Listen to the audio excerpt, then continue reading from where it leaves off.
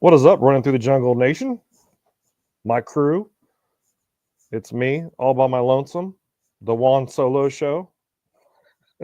Brandon is currently driving back from Cleveland, so he's not here. And Justin, he's taking PTO today. So I'm here by myself. I'm just going to do a little, short little show like I did last time. And I'm going to let the chat, whoever's in here watching, to help me drive the show. I'm going to do a little bit of touch on a little bit of Bengals news and, subjects and all that stuff. And then I'm going to do an episode called Check, Fold, or Raise. I'll explain it to you when we get there. I picked a couple players that I'm going to do a check, fold, and raise on. So thank you guys for coming. I'm going to start the show here in a second when I find the intro. Here we go. Thank you guys for joining. Running Through the Jungle.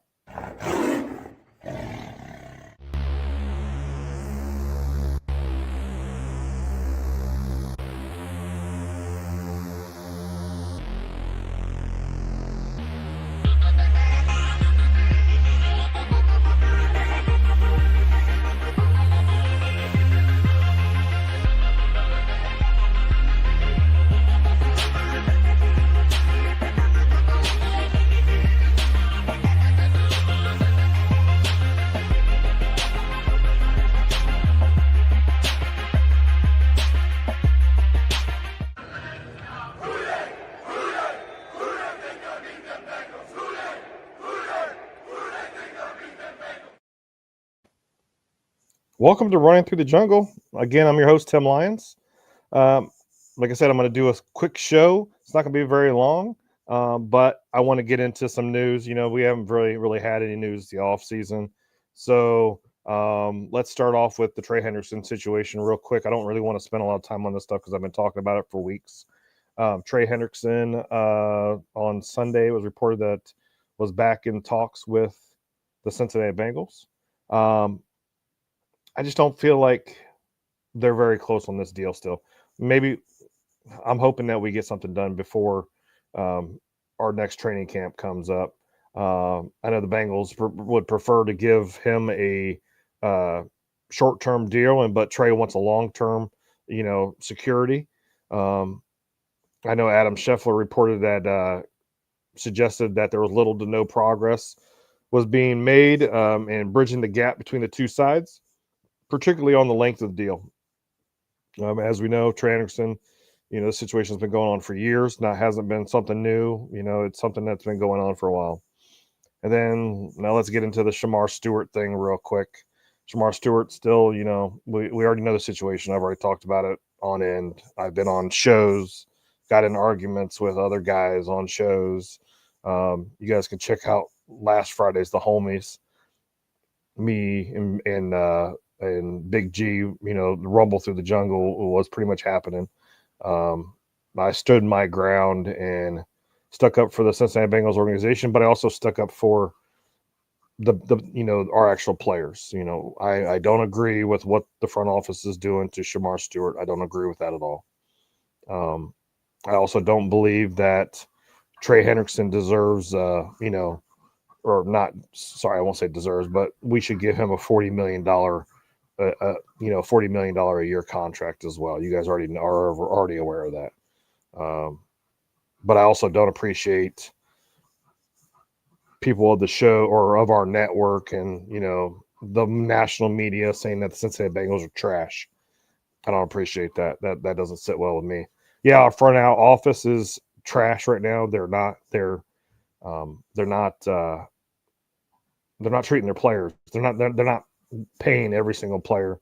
They're not treating their players well. That's from what this is how I feel about this whole Shamar Stewart thing. Since they have, a lot of the national media saying the Bengals are cheap. Well, then we go and give Jamar Chase a big contract, T. Higgins a big contract, Joe Burrow a big contract, re-sign Mike Gesicki, but we're still cheap. So they move the goalpost on us again. Now that the Trey Hendrickson situation has reared its ugly head and it's back in the limelight again this year, and then the whole Shamar Stewart clause thing. So they want to say the Bengals are cheap. No, the Shamar Stewart thing has nothing to do with how much money Shamar Stewart wants and how much the Bengals want to give him. No, it's the clause. I already discussed the clause on length weeks ago, last week on the homies. You guys can check out the homies broadcast last week. I stepped in for Brandon while he was gone, and Brandon was pretty fired up too on last week's Running Through the Jungle show. So but yeah, but for the national media and friends of the show to say the Cincinnati Bengals are cheap, you keep moving that goalpost all you want, I guess. If that's what you guys want to do, if that's what you guys feel is necessary, it is what it is. But to say that the Bengals, are trash, front office is trash. But the Cincinnati Bengals team, I don't think is trash. I don't believe we're trash. We have Joe Burrow, we have Jamar Chase, we have T. Higgins, Chase Brown, Mike Gesicki, Orlando Brown Jr., Marius Mims. On offense, we know what the offense can do. We know they can put up 30 points a game.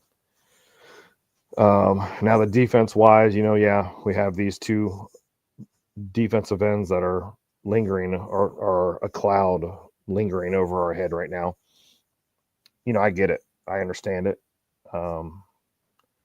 But last year, our defense lost 7 games by 6 points or less. So all we had to do was make a stop, in 2 games, 3 games, and we were going to the playoffs. And lucky for you guys, we missed the playoffs and we didn't get to go. It doesn't matter anyways. The Steelers still got beat in the first round. And Mike Tomlin's still 1 game shy of tying Marvin Lewis, old Cincinnati Bengals coach, as we all know, his record of most losses in the first round of the playoffs. But Tomlin, but let's give us that excuse of, well, Tomlin hasn't had a losing season in 17, 18 seasons. Well, that's great. You still can't win a playoff game in the last 6 seasons of when you went to the playoffs. But anyways, that's my rant on that. I'm not going to, like I said, I'm not spending much time after that. If you guys want to go back and watch the Homies show and show that support, I think I did fairly well. But I do appreciate your support. And of course, on this Friday, I'm sure Brandon's going to be back on the Homies with Pay and Tate and G. So, but I will not be on there.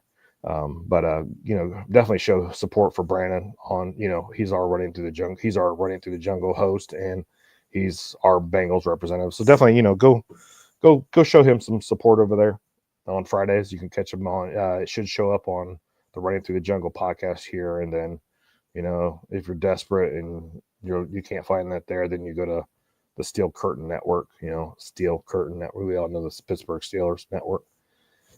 So you can catch them over there on Friday nights at 5:05 or 5 or 8 o'clock Eastern time for a lot of you.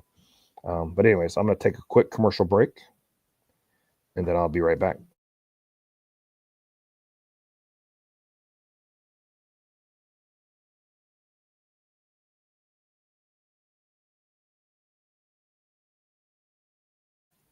All right, welcome back welcome back to Running Through the Jungle. Excuse me.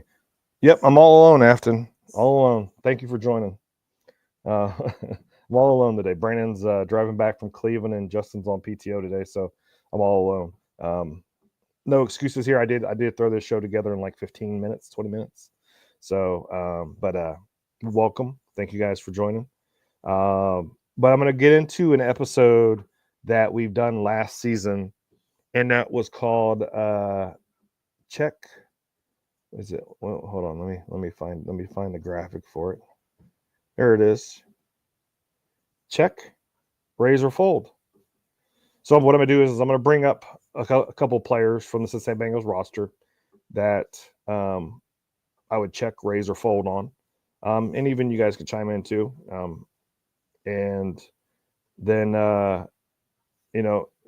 kind of going over these players and just random players I picked. I didn't pick like all-star athletes, but I did pick one section of our really good players. but I wanted to kind of do a check raise and fold part on them too, just to throw something in there besides other guys that some people might not know. So I'm going to start with my check. If I can get this stinking thing, I keep hitting the wrong button. There we go. I'm going to get that off there. All right. So to start the episode with check, fold or raise or fold, I'm going to start with Cody Ford. Cody Ford is a guard. He's not our best guard. His PFF ranking, he had a 50.6 overall PFF ranking, ranking of 111th of all guards. So let's start with him. Check, fold, or raise. I'm going to fold on him because Cody Ford, he hasn't been, it's great that he can play, many positions on the offensive line, but he's just not his passing or his pass protection grade and his run protection grade. He's in the low, like I said, 111th of all guards. So I'm definitely folding on him. I don't see any other reason to, check on him or raise on him. Is he going to be worth putting the money on? For me, no. But we have two guards that are fighting for this right guard position. That's Cody Ford and Lucas Patrick, who we got from the New Orleans Saints. Lucas Patrick is also on this list. He was a 64.6 overall, 54th of all guards. Lucas Patrick is a journeyman. I think he's like 30, 31, 32 years old. Maybe might be 33 years old. He's a journeyman. Lucas Patrick has had highlights in his career. He's been a great guard. Then he, had a low career, he just went low on the totem pole. But, like I said, he's 54th overall in as a guard of all the guards last year, the 2024 season. 54th. So, you think about how many guards there are in the NFL. He's pretty average, I say. What I'm going to do right now is I'm going to hold on Lucas Patrick. I'm not going to fold on him because he could be right back up he could end up peaking up again. So I'm going to hold on him. But that's a fight that they're going to have at right guard. Right guard, Lucas Patrick and Cody Ford. I think Lucas Patrick is going to fight for that position and get that position, unless the Cincinnati Bengals end up bringing in Brandon Sheriff or somebody, that's in the free agency that's, looking for a job. But as of right now, like I said, I'm folding on Cody Ford, but I'm holding on Lucas Patrick because, like I said, he's a journeyman. He's a veteran. He's been in the league for a long time. He's had highlights in his career, and then he's had lows in his career. So if he can show that consistent guard position, protection, and not just the pass game, but also the run game. Those are I would just hold on him. Are figuring salaries in these decisions.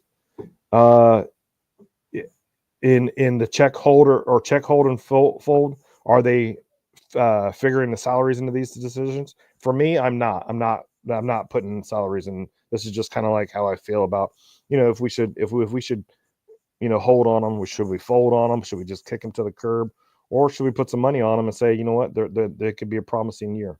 So I'm not putting in salaries into this decision. This is personal play, my personal opinion, their career, what they've done. Like I said, Cody Ford, he's just been all over the place. Yeah, it's great that he can, move on the offensive line everywhere, but he hasn't been really a consistent offensive lineman. Then the next position I'm going to go to is left guard. So left guard, we have Cordell Volson, who's been with us. We drafted Volson. He was 59.3 overall, 78th ranked of guards on the out of all the guards, 78th. He was 56th in run blocking, but he was 96th in pass blocking. Cordero Volson has shown us throughout the years that, he was doing this. His stock was rising and falling and rising and falling. And, we heard Joe Mixon at one time say that, Cordero Volson could be a future Hall of Famer. It's not panning out to be that way because last year our interior offensive line was tremendous. It was awful. It was just awful. We had the worst right guard in all of NFL football with not Ted Karras, but Kappa. Sorry, Kappa, the worst guard in all the NFL. He won the Triple Crown for the worst guard, worst offensive lineman in all the league. But he's no longer our problem. He's over there at the Las Vegas Raiders. So, but anyways, Cordell Volson, I want to fold on him, but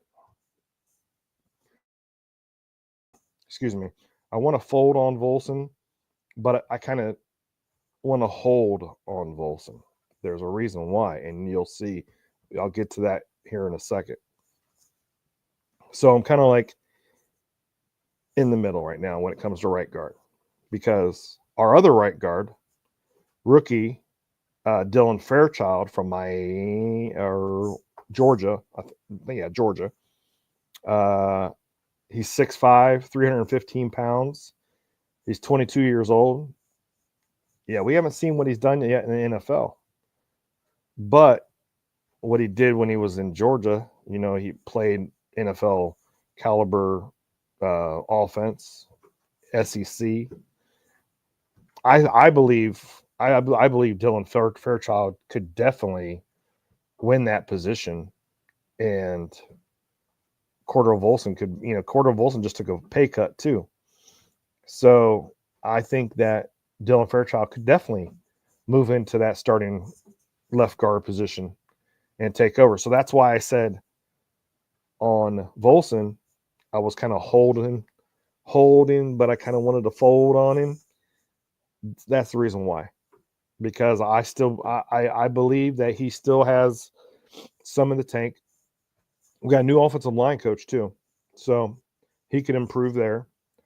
But I'm kind of more sold on the rookie Fairchild. So I'm going to hold on Fairchild, and I'm going to fold on Volson, unfortunately. But that could change though later on down the road, because what if Fairchild doesn't pan out to be what I'm hoping he's going to be. And then with our new offensive line coach, also improvements and everything. So that's the left guard position. Now I'm going to go into another one, and this one's going to be fun. So, and this is what cracks me up, and this is the reason why I did it. The wide receiver positions, Jamar Chase and T. Higgins. Those are my check, fold, or raise on those two guys. Okay. Now here's the funny part is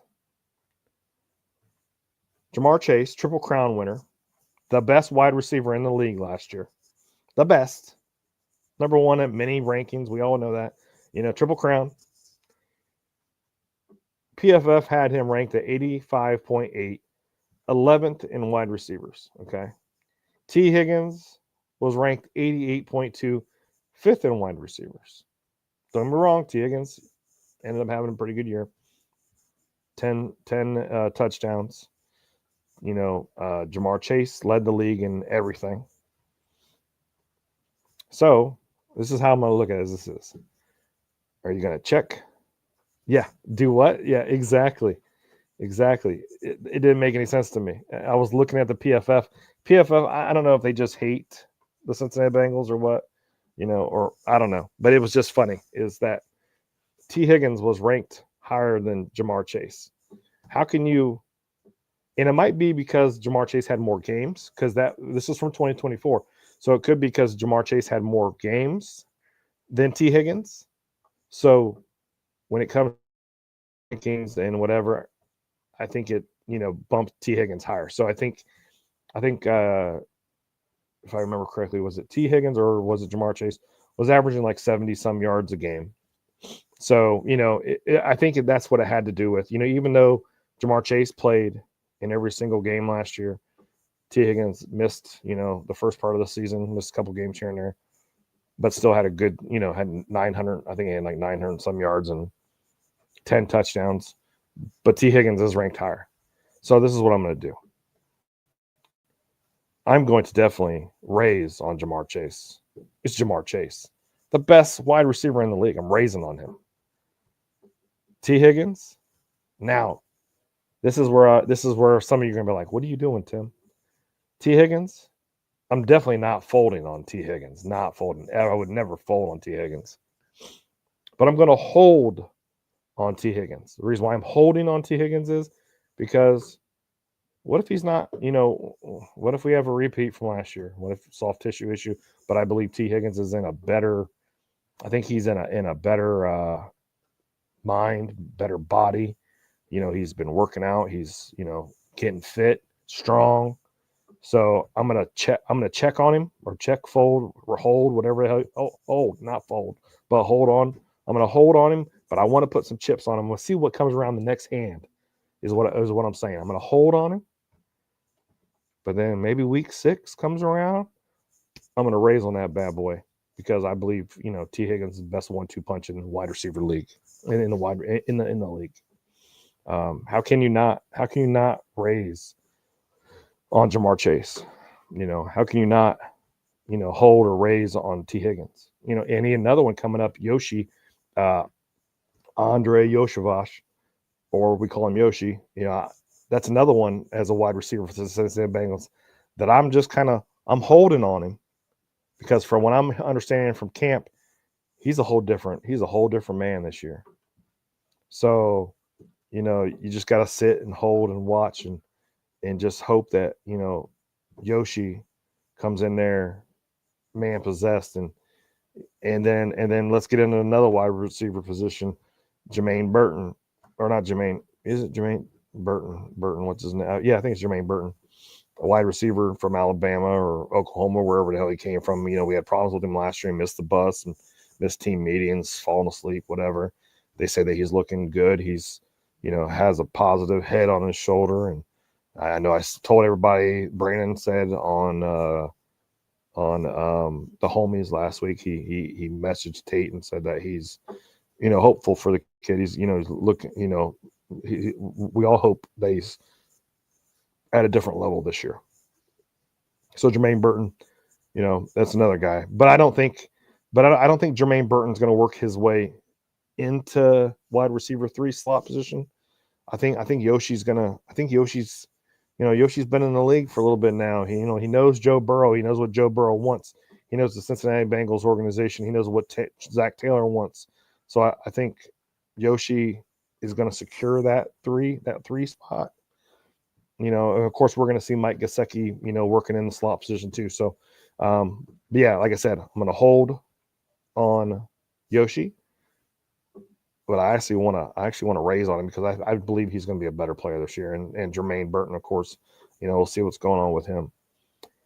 And then my last one, I think it was my last one. No, I'm sorry, it was not my last one. Second to last one is Chase Brown. Chase Brown, our running back. You're going to raise on him, you're going to fold on or check on him, or you're going to fold on him. I know I'm being a lot of bias right now because I'm a Cincinnati Bengals fan and I love my running backs. Chase Brown came in, I think, pretty much in week 8. Actually, it was week 9, really, when he started as the running back. He came in there and just stood up and took control of the running back position from Zach Moss. And Chase Brown impressed me. He did. I'm a big run the ball. I'm a big run the damn ball guy. Chase Brown had a 73.8 PFF rushing grade. He was 29th of all the running backs in rushing. That was his rushing grade. I'm sorry. I got this all messed up. No, I'm sorry. Yeah, that is right. 73.8 in PFF rushing grade, so 29th overall. But he was 76.6 PFF receiving grade, 6th overall of all the running backs. He had 990 rushing yards and 360 receiving yards. Chase Brown, I believe, it's going to be a different story for him this year. If he is the start, which we pretty much know he is, the starting running back for the Cincinnati Bengals, and with him getting all this work in, and then when the big camp shows up, not this mini stuff, but when the big camp shows up,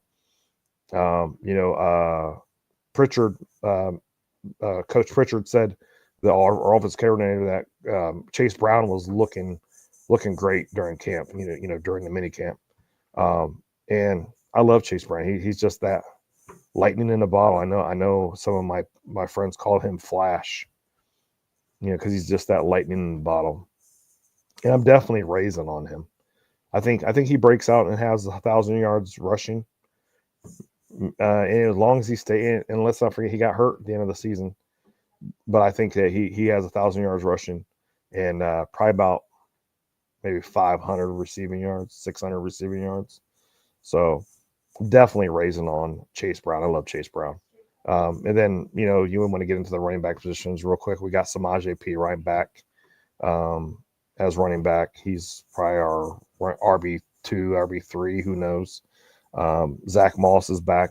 We took him at a cheaper deal. We got him to restructure his contract. And then we got Tajay Brooks, rookie.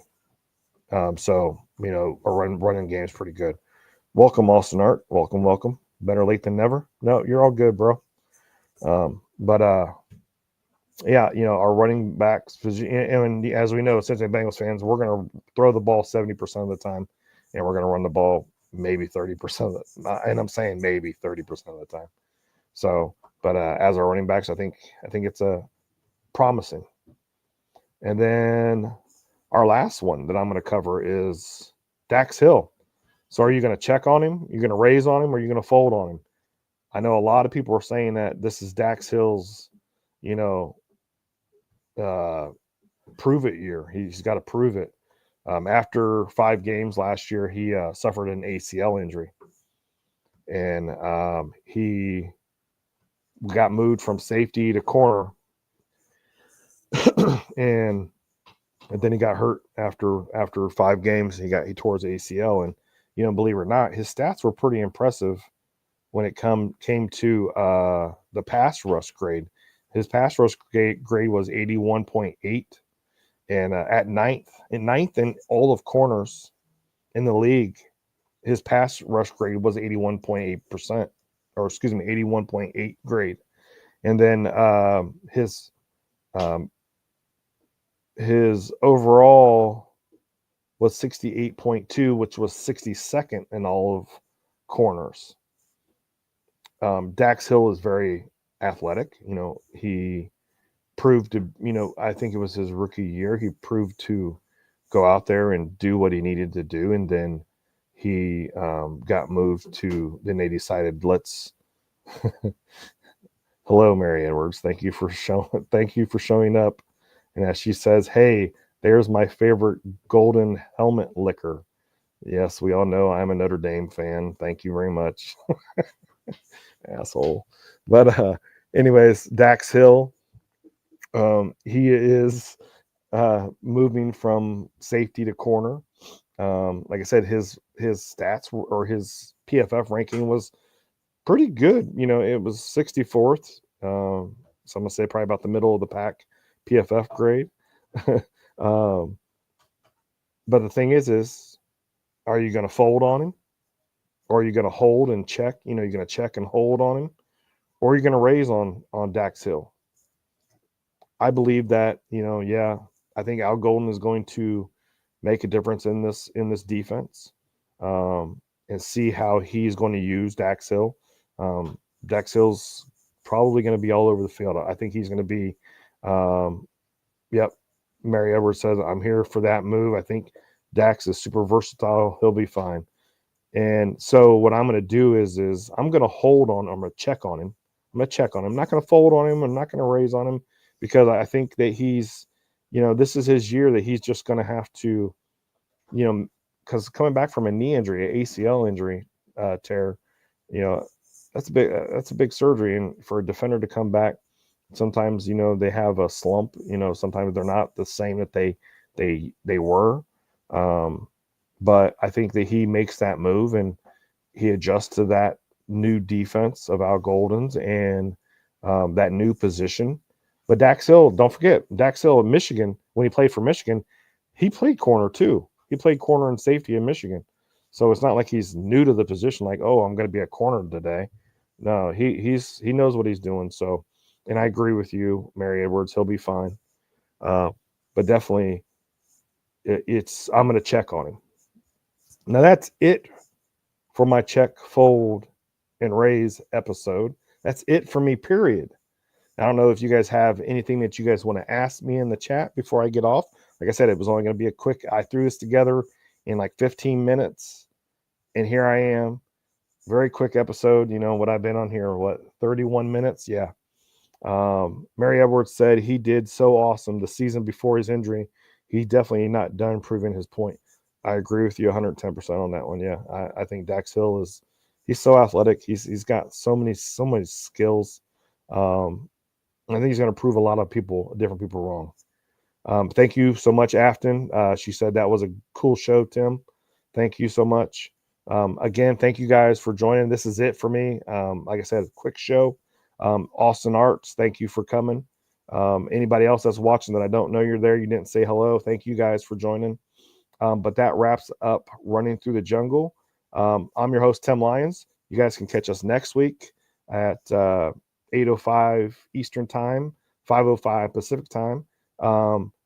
You can go check out Brandon Friday tomorrow at 5:05 or excuse me, 5 o'clock or 8 o'clock or whenever they decide to show up over there on the homies. And then go check out the Know-It-Alls on Sunday with Big G, Maud, and Tate on Sundays. But other than that, you guys can catch me next week on Running Through the Jungle. You guys have a great week, rest of your week, and you guys take care. And that is it for me. Only if I could find the outro. Peace.